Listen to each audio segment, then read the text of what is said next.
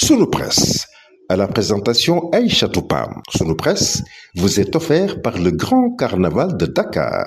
Bonjour. À l'affaire Fonds Covid-19, le duel entre Guy Marius Sagna et Moustapha Guirassy et la régulation des médias, entre autres sujets, sont mis en exergue par les quotidiens reçus ce matin. Mbaye Ndiaye face à la justice, lit-on dans le journal L'Observateur, revenant sur les biens immobiliers de l'État et les détails de la requête du procureur près du tribunal de grande instance hors classe de Dakar. Les détails de l'affaire Sophie Gladimon, lit-on dans le journal Libération, revenant sur l'affaire des fonds force Covid-19 et la demande de mise en accusation, instruction de l'ancien ministre des Mines et de la Géologie sur l'utilisation de l'enveloppe à 2 milliards, à ce que l'ex-DAGE Alassane Diallo avait révélé à la DIC avant d'organiser sa disparition. Construction de centres gravimétriques à Kédougou pour les orpailleurs impactés par la pandémie, un marché intégralement payé et jamais démarré. Le journal revient également sur Ibrahima Macodou Fall sous contrôle judiciaire après des contestations sérieuses. Mariéta Basse consigne 20 millions de francs CFA et obtient une liberté provisoire.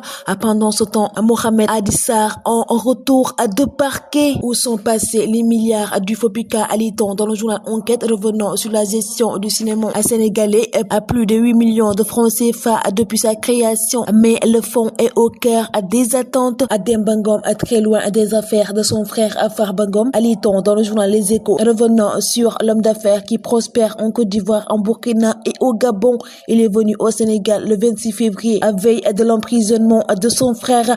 C'est lui-même qui a dit aux enquêteurs qu'il y avait 100 millions dans son coffre-fort. Coup pour coup, titre le journal Walf Quotidien, revenant sur le passe d'armes entre le ministre Moustapha Guirassy et le député Guy Marius Sagna. Le gouvernement hausse le ton, lit-on en première page du journal Sud Quotidien, revenant sur la régulation des médias. Le gouvernement du Sénégal vient de poser un nouvel acte dans la procédure de régulation du secteur de la presse sénégalaise. Il est vendredi 25 avril 2025. Le ministère de la Communication, des Télécommunications et du Numérique, relayé par le ministère de l'Intérieur, a rendu public un arrêté daté du 22 avril enjoignant aux médias qui ne sont pas en règle avec les dispositions du Code de la presse de cesser toute diffusion. Une honte dans une démocratie, lit-on dans le journal Tribune, reprenant les déclarations de Madiambal Diagne qui s'insurge contre la décision d'Alioune Sall. Le quotidien national Le Soleil revient sur le lancement du programme de résilience du système alimentaire et met à sa une 150 milliards de francs CFA sur 6 ans. Selon le journal, l'initiative est financée